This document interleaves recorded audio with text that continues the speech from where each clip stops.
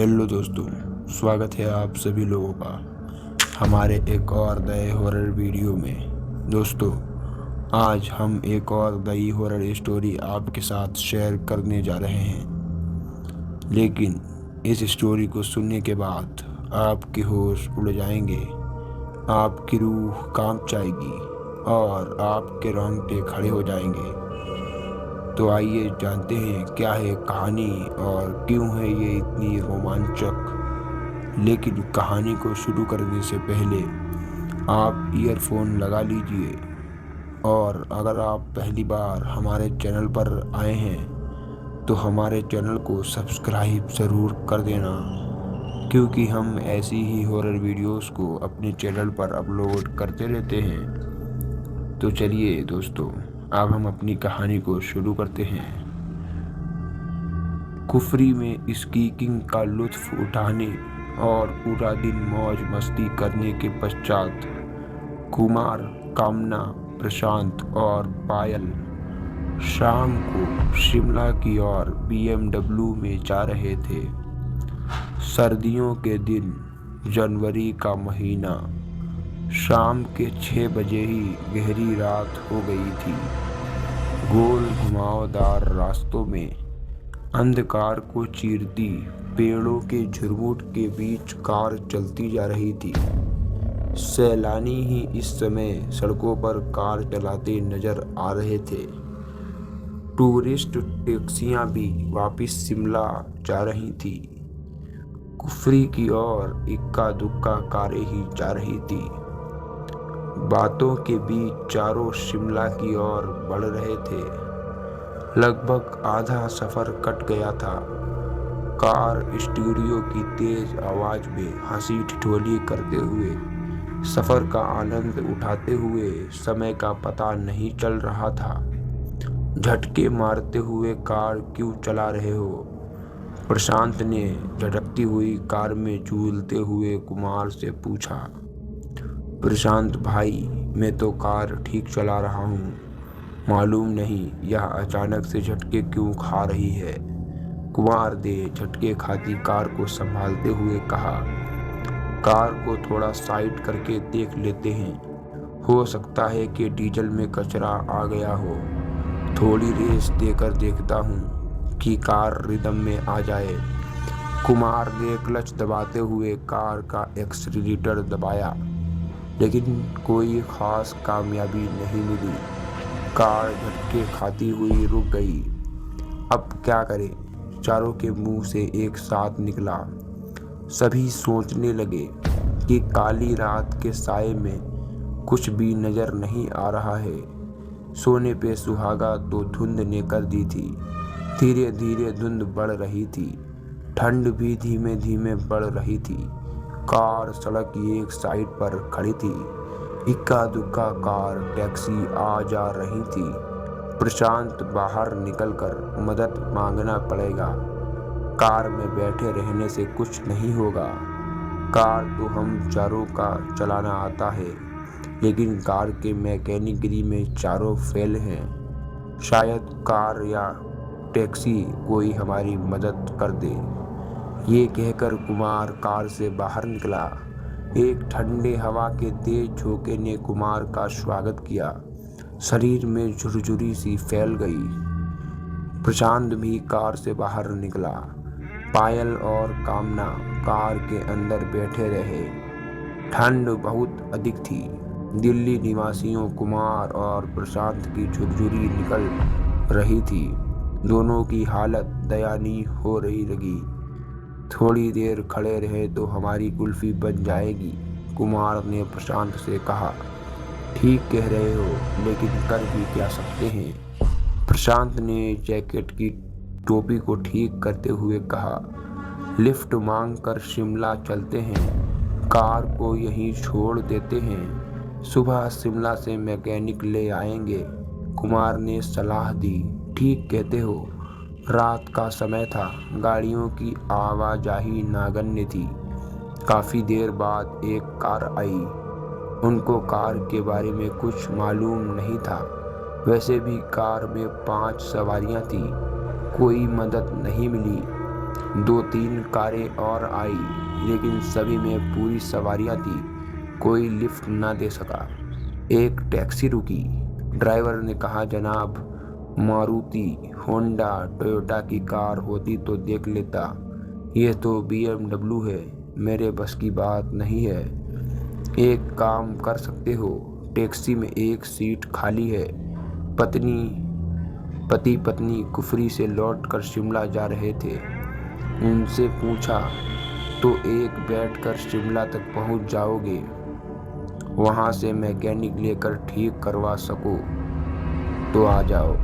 Taxi में बैठे पति पत्नी ने इजाज़त दे दी। कुमार टैक्सी में बैठकर शिमला की ओर रवाना हुआ। प्रशांत कार में बैठ गया। प्रशांत, पायल और कामना बातें करते हैं समय व्यतीत कर रहे थे। धुंध बढ़ती जा रही थी।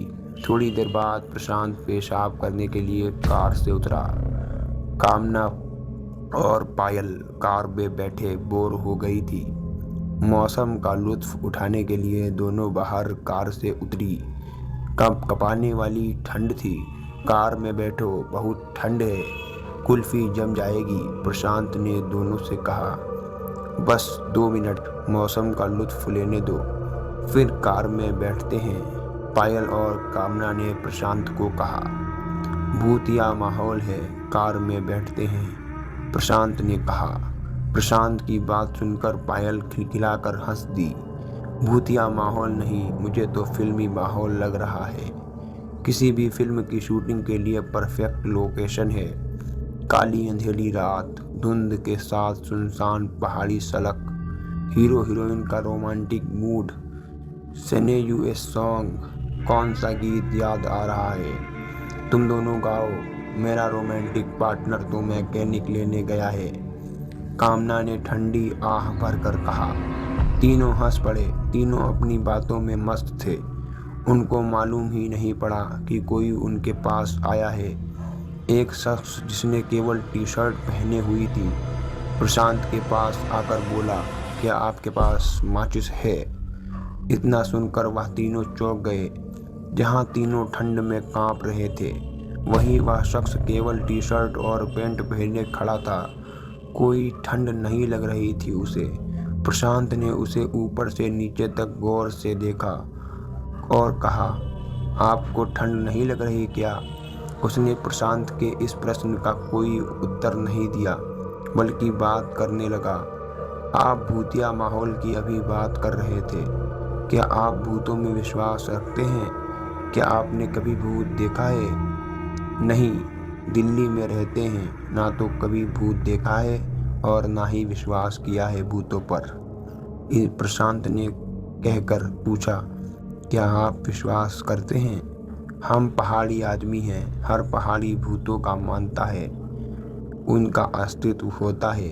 उस शख्स की भूतों की बातें सुनकर कामना और पायल से रहा नहीं गया।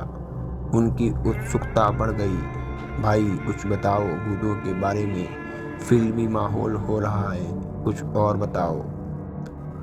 उस शख्स ने कहा, देखिए, हम तो मानते हैं, आप जैसा कह रहे हैं कि शहरों में भूत नज़र नहीं आते, हो सकता है नज़र नहीं आते होंगे, मगर पहाड़ों में तो हम अक्सर देखते रहते हैं। कहाँ से आते हैं भूत और कैसे होते हैं, कैसे नज़र आते हैं? प्रशांत ने कहा। उस शख्स के हाथ में सिगरेट थी। वह सिगरेट को हाथों में घुमाता हुआ बोला, भूत हमारे आपके जैसे ही होते हैं, वे रोशनी में नज़र नहीं आते हैं। होते कौन हैं भूत, कैसे बनते हैं? पायल ने पूछा। यहाँ पहाड़ों के लोगों का मानना है कि जो अकस्मात किसी दुर्घटना के मौत का शिकार हो जाता है या फिर जिसका कत्ल कर दिया जाता है, वे भूत बन जाते हैं। उस शख्स ने कहा, क्या वे किसी को नुकसान पहुँचाते हैं? प्रशांत ने फिर से पूछा। अच्छे भूत किसी को कुछ नुकसान नहीं पहुँचाते हैं। अच्छा, मैं चलता हूँ। सिगरेट मेरे पास है, आपके पास माचिस है तो दीजिए, सिगरेट सुलगा लेता हूँ, उस शख्स ने कहा। प्रशांत ने लाइटर निकाल कर जलाया। उस शख्स ने सिगरेट सुलगाई। लाइटर की रोशनी में सिर्फ सिगरेट नजर आई। वह शख्स गायब हो गया। लाइटर बंद होते ही वह शख्स नजर आया। तीनों के मुंह से एक साथ निकला, भूत। तीनों, प्रशांत, पायल और कामना का शरीर अकड़ गया और बेसुध होकर एक दूसरे के ऊपर गिर पड़े। अकड़ा शरीर, खुली आंखें, लगभग मृतदेह से। तीनों मूर्छित थे। वह शख्स कुछ दूरी पर खड़ा सिगरेट पी रहा था। तभी वहां आर्मी का एक ट्रक गुजरा। उसने ट्रक को रोकने का इशारा किया। ट्रक ड्राइवर उसे देखकर समझ गया कि वह कौन है। ट्रक से आर्मी के जवान उतरे और तीनों को ट्रक पर डाला और शिमला के अस्पताल में भर्ती कराया।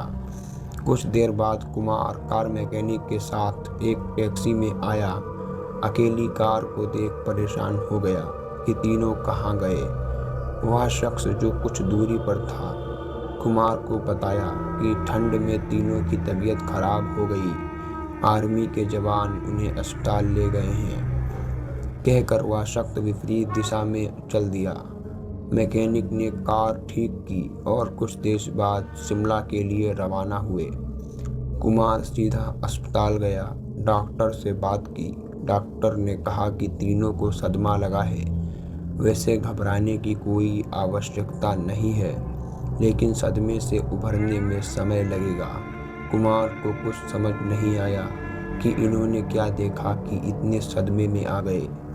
अगली सुबह आर्मी ऑफिसर अस्पताल में तीनों को देखने आया। कुमार से कहा, आई एम कर्नल अरोड़ा। मेरी यूनिट में इन तीनों को अस्पताल एडमिट कराया था। कुमार ने पूछा, मुझे कुछ समझ नहीं आ रहा है कि यह अचानक कैसे हो गया। कर्नल अरोड़ा ने कुमार को रात की बात विस्तार से बताई कि वह शख्स भूत था जिसे देखकर तीनों सदमे में चले गए और बेसुध हो गए। वह एक अच्छा भूत था। अच्छे भूत किसी का नुकसान नहीं करते। उसने तीनों की मदद की, हमारे ट्रक को रोका और कुमार के वापस आने तक भी रुका रहा। शाम तक तीनों को होश आ गया। 2 दिन बाद अस्पताल से छुट्टी भी ली और सभी दिल्ली वापस गए, लेकिन सदमे से उभरने में लगभग 3 महीने लग गए। आज इस बात को 7 साल बीत चुके हैं। चारों कभी भी घूमने रात को नहीं निकलते। नाइट लाइफ बंद कर दी है। घर से ऑफिस और ऑफिस से घर, बस यही रूटीन है उनका। इस घटना को याद करके आज भी उनको बहुत ज़्यादा डर लगता है। तो दोस्तों, ये थी कुछ आज की कहानी। उम्मीद करता हूँ आपको मेरी ये वाली कहानी पसंद आई होगी। अगर हमारी ये कहानी पसंद आई हो तो हमारी वीडियो को लाइक ज़रूर कर दें, क्योंकि हमारा बहुत ज़्यादा मेहनत लगता है एक वीडियो को बनाने में और आपका कुछ ही समय में लगेगा हमारी वीडियो को लाइक करके हमारे चैनल को सब्सक्राइब करने में। आप लोग सब्सक्राइब करते हैं तो मुझे अगली वीडियो के लिए नोटिफिकेशन मिलता है। चलिए दोस्तों, स्वागत करते हैं।